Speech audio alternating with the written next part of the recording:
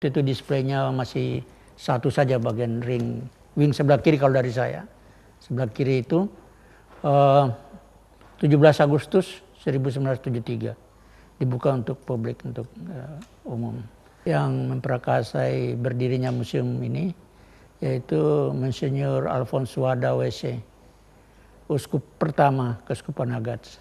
Ya, untuk pertama itu melestarikan nilai-nilai budaya yang ada. Itu yang paling utama untuk macam itu. Barang koleksi museum mencapai 753 buah.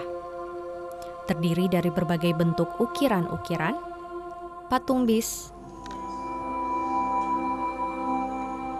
perisai,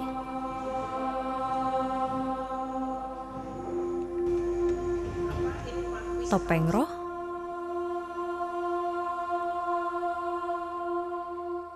tombak, bahkan tengkorak manusia, sisa-sisa peninggalan budaya pengayauan pada zaman dahulu. Ada juga buaya raksasa yang diawetkan dan beberapa rahang buaya yang ditangkap di perairan Asmat. Berada di dalam museum ini, kita seperti dibawa menyusuri keagungan budaya dan tradisi suku Asmat. Ukiran-ukiran yang menjadi jati diri menjadi bagian dari proses kepercayaan dan siklus hidup suku Asmat. Ya, hampir 99% lah sudah terwakilkan gitu. Ada beberapa hal yang kita tidak bisa koleksi, tidak bisa simpan karena kondisinya ya, macam noken-noken yang dipakai temporer ya, untuk pesta dengan situasi cuaca di sini kelembapannya tinggi sehingga mudah rusak ya. Macam itu. Kemudian hiasan-hiasan aksesoris tubuh seperti kulit kuskus yang dipakai, topi, bulu burung dan lain-lain itu susah juga kita simpan, akhirnya tidak terkoleksi juga. Karena ya itu faktor cuaca yang tidak memungkinkan kita untuk menyimpan. Tapi sebisanya yang bisa kita koleksi ya itu yang kita dapatkan. Memang selebihnya itu di kampung. Di rumah-rumah adat selebihnya. Kalau kita muat semua sih tidak muat. Seperti tungku api dan segala macam alat-alat di apinya.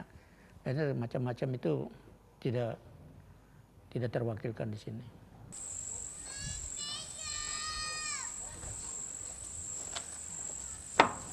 Tidak jauh dari Museum Kebudayaan dan Kerajinan Asmat, masih di wilayah kota Agats, kita bisa mendatangi rumah adat suku Asmat atau sering disebut Rumah Bujang Ju. Rumah Bujang Ju ini terdapat di Desa Syuru. Setiap desa di Asmat memiliki rumah Ju-nya masing-masing. Rumah Bujang Ju atau bisa kita sebut Ju saja adalah tempat tinggal laki-laki suku Asmat, baik yang belum menikah maupun yang sudah menikah. Ju dibangun memanjang dan menghadap ke arah sungai. Alasannya untuk lebih mudah mengetahui datangnya musuh yang seringkali datang dari arah sungai pada zaman dahulu.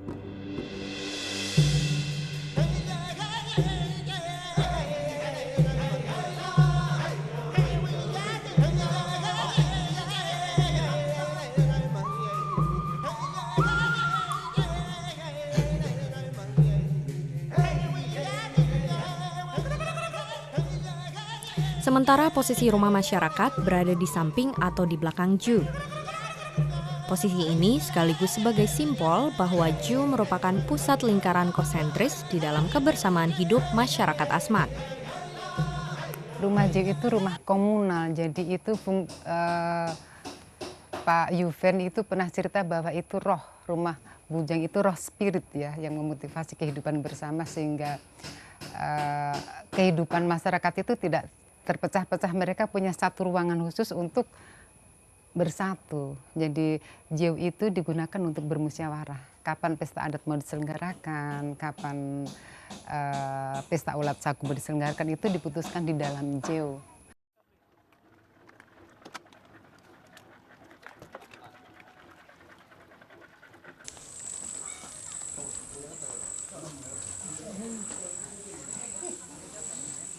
Rumah besar ini berdiri sangat kokoh dan memiliki lebih dari satu pintu.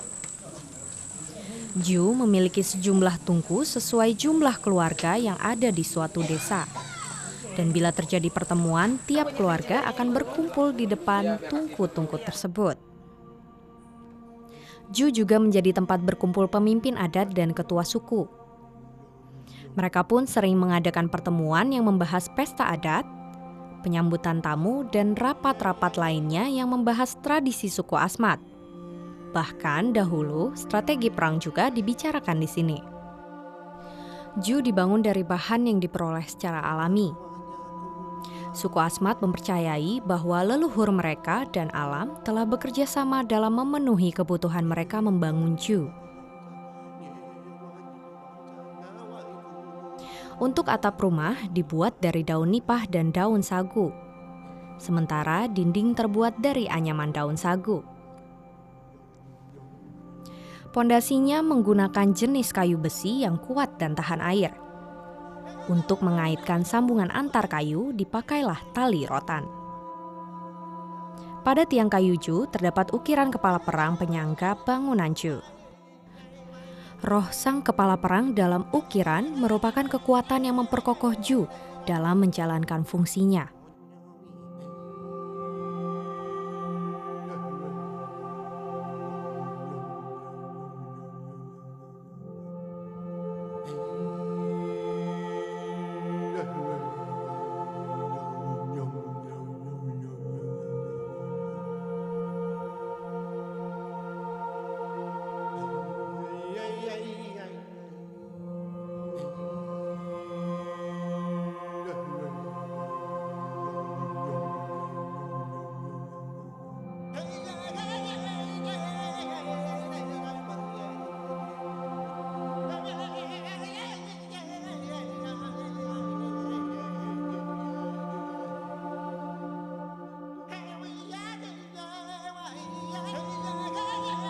Bagi masyarakat Asmat, sungai memiliki arti yang sangat penting. Ratusan desa yang tersebar di Kabupaten Asmat berada dalam area berawa dan berlumpur.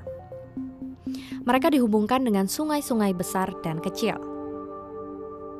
Sungai besar di Asmat antara lain adalah Sungai Bes, Sirets, dan Asewets. Jaringan sungai besar dan kecil juga menjadi jalan utama warga Asmat menuju kolam-kolam ikan yang ada di tengah hutan, tempat di mana jenis ikan rawa berada. Jaringan sungai juga menghantar warga Asmat menembus lebatnya hutan bakau untuk mengambil sagu sebagai bahan makanan pokok ataupun kayu besi yang menjadi bahan utama ukiran dan juga bangunan di Asmat. Suku Asmat sangat menghormati sungai. Karenanya rumah Ju pun bagian depannya menghadap sungai. Bagi suku Asmat yang masih memegang erat tradisi, membuang sampah di sungai tidak akan mereka lakukan. Jika itu terjadi, sudah melanggar rasa hormat mereka terhadap sungai.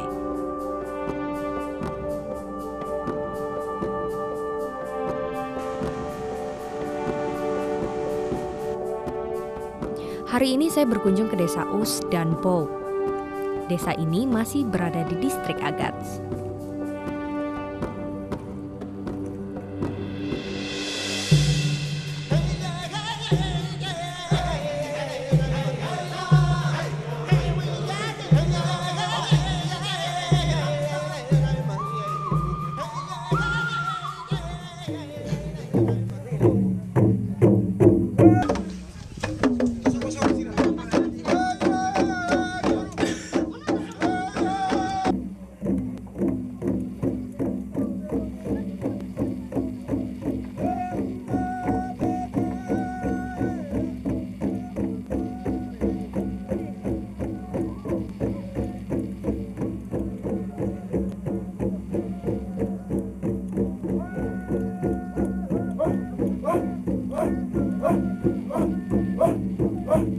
Betapa kagetnya saya ketika ada tarian penyambutan yang telah disiapkan oleh warga suku Asmat di desa Us dan Bou ini.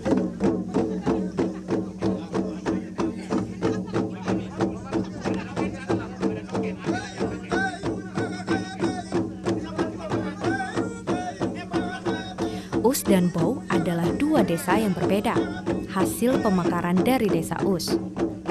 Awalnya Bau adalah nama kali yang diyakini sebagai tempat leluhur suku Asmat pertama kali.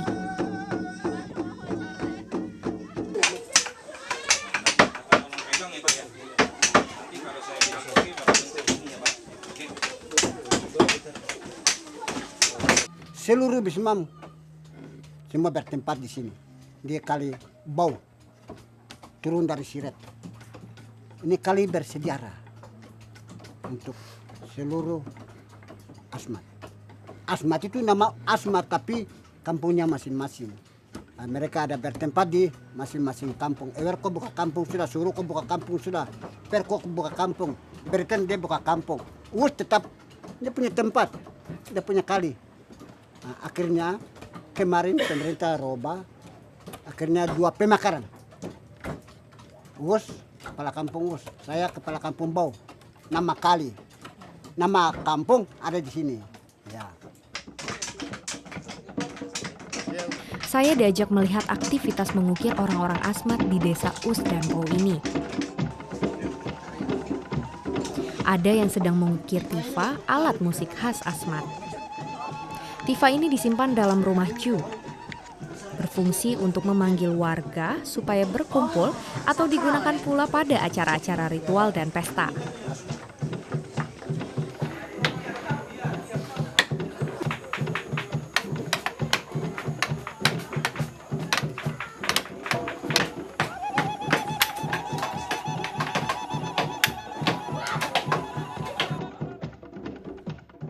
Ada pula patung dan ukiran yang menggambarkan hubungan antara ibu dan anak. Saya juga menemukan cawat cantik yang bisa digunakan laki-laki dan perempuan. Cawat ini terbuat dari bulu burung kasuari.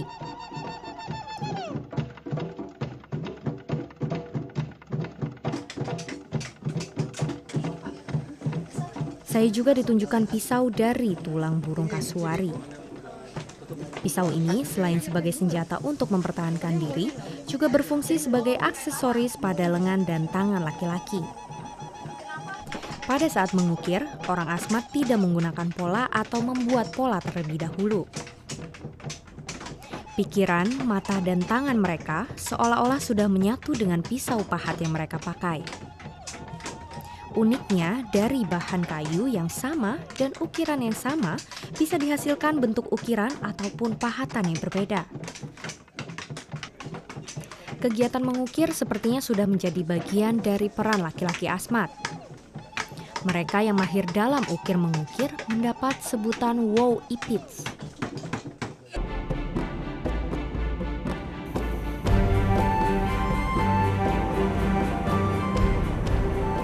Hari ini saya memutuskan mengunjungi Atsi, sebuah kota terbesar setelah Agats dan juga sebuah distrik di Kabupaten Asmat. Perjalanan menuju Atsi memakan waktu 2 jam dengan speedboat berkekuatan mesin 85 PK.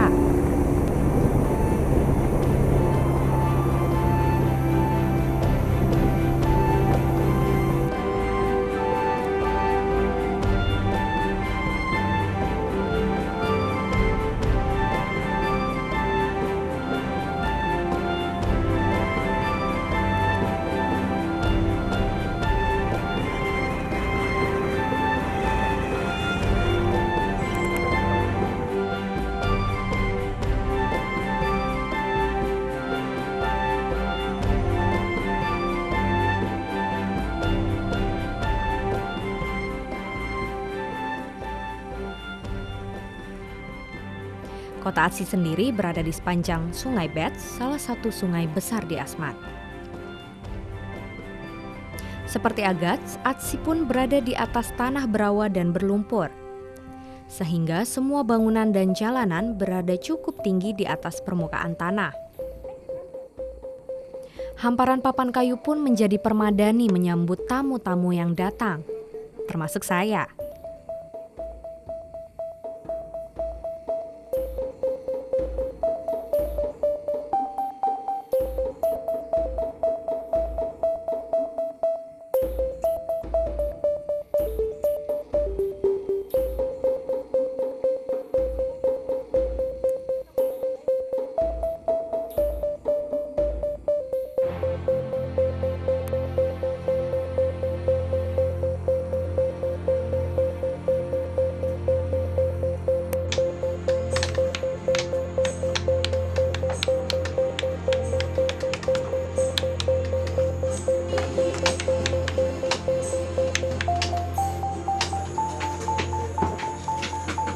Atsi memiliki banyak sanggar ukir. Salah satu yang saya datangi adalah Sanggar Atsi Akap pimpinan Bapak Yohanis Tuapuan. Sanggar Atsi Akap saat ini memiliki 85 anggota pengukir. Berbagai macam bentuk pun sudah mereka hasilkan. Berbeda dengan sanggar ukir di desa Uwus dan Pau, di sini mereka menerima pesanan ukiran dari perseorangan. Sehingga bentuk ukirannya pun lebih fungsional. Seperti salah satu ukiran kayu ini yang terbuat dari akar kayu besi. Nantinya ukiran ini akan berfungsi sebagai meja. Jadi ini jenis ukiran apa nih Pak? Jenis ukiran tentang Yang bercerita tentang iya, apa? tentang kehidupan orang Asmat bercari makan begitu. Mencari makan. Iya. Ini ada dayung Iya, dayung. dan ada orang ya Pak ya? Iya. Oh ada perahunya Iya, juga perahu. ya? Iya, itu perahunya. Orang sudah di perahu begitu, sedang mau jalan untuk Mau jalan. ya Dan untuk cari kenapa- makan. Kenapa berdiri Pak Iya. gambarnya? Ya harus Orangnya? orang Asmat harus dayung berdiri. Harus Iya. dayung berdiri Iya. karena perahunya kecil kah? Atau Tidak. karena memang sudah dari leluhur? Iya, sudah dari leluhur ya. Oh, Iya. oke Bukan Pak. karena perahu kecil, tapi sudah memang dari leluhur begitu. Oke Pak, coba kita lihat yang lain. Ini juga sama ya Pak ya? Ya ini patung, Jenisnya? ya jenis patung ukiran Iya. cerita. Oke, iya Ini Pak. juga sama. Kalau yang ini nih Pak, Ini patung patung apa ini Bapak? seorang kepala perang, dia pegang tifa dengan busur, Busur. anak panah. Memang Iya. orang Asmat kalau berperang memakai panah? Iya, memakai panah. Panah Ya, ya Pak ya. ya, memakai panah. Dan selalu membawa tifa Ya, tifa itu untuk pada saat perang. pesta atau hiburan di Jeu, di Jeu itu yang selalu ada tifa, iya, ini ya. tanda bahwa ini kepala perang, bahwa ini kekuatan Asmat begitu, ada Kekuatannya iya, Asmat. iya. Oke Bapak. Nah, saya penasaran yang ini nih Pak. Ini terlihat sulit sekali, susah karena bertumpuk-tumpuk. Tapi apakah ini yang paling susah Pak? Iya, ini paling susah. Salah satunya yang paling salah susah ya. salah satu yang paling Tapi susah. masih ada yang lebih susah ya Iya, Pak ya? ada yang lebih susah. Ada yang lebih susah. Ada yang lebih susah itu ini hanya tempel-tempel lah begitu, tetapi dia sulit. Kalau lebih susah itu di belakang juga buat Ada ya? ukiran. Iya, Wow. iya. Di tengah ini sudah harus dengan di ukiran. tengah harus Iya. ada ukiran Iya, ya. Jadi ukiran dan depan akan tembus-tembus dan di dalam. belakang, di tengah, di belakang itu yang Paling susah iya, ya. pasti. Berapa lama Bapak ukir ini Bapak? ketuanya. Iya, berapa? Iya, ini 2 minggu. 2 minggu? Iya, Hanya 2 minggu Pak? iya. Wow, berarti memang sudah terbiasa ya Iya, mereka ya. Iya, iya. Saya pengen tahu Pak, ukiran yang paling susah yang mana? Yang paling sulit? susah, iya. Paling sulit yang ini. Yang ini? Iya, ini Apa karena ini Bapak? patung cerita. Patung cerita tentang kehidupan orang Asmat. Orang Asmat berpesta, orang Asmat bercari makan, Berperang. berperang. Ya, orang Asmat bergotong royong, bersatu, sosial orang Asmat.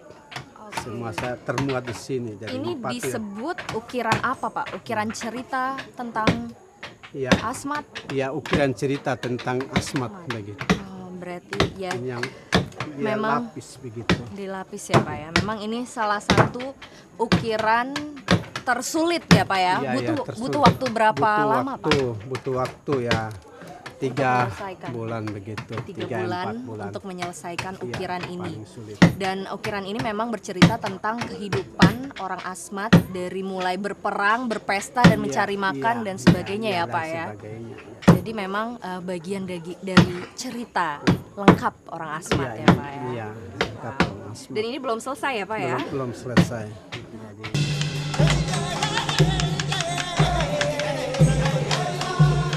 Ukiran memiliki peran penting dalam kehidupan orang Asmat. Suku Asmat membuat ukiran untuk mengenang dan menghadirkan roh leluhur mereka.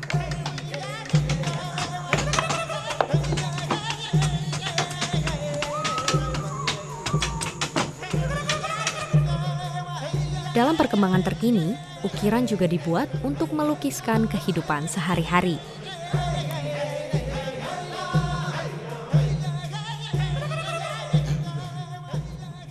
Masih di kota Atsi, saya pun menyempatkan mampir ke sanggar kerajinan yang dikelola oleh perempuan Asmat, yaitu sebuah sanggar yang bersama Semenauts.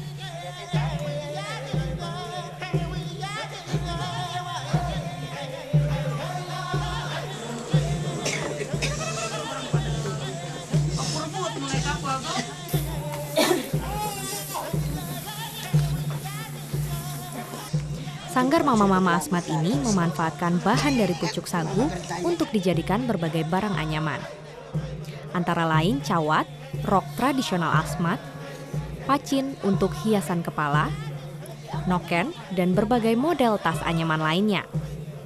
Mama Helena Jaknakap selaku pimpinan sanggar mengajari saya memintal pucuk sagu untuk kemudian dijadikan anyaman.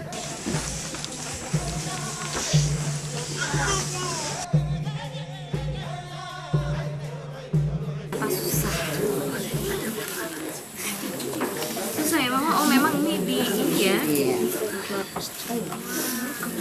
Lapis celana tidak bisa. Celana tidak bisa ya Mama? Harus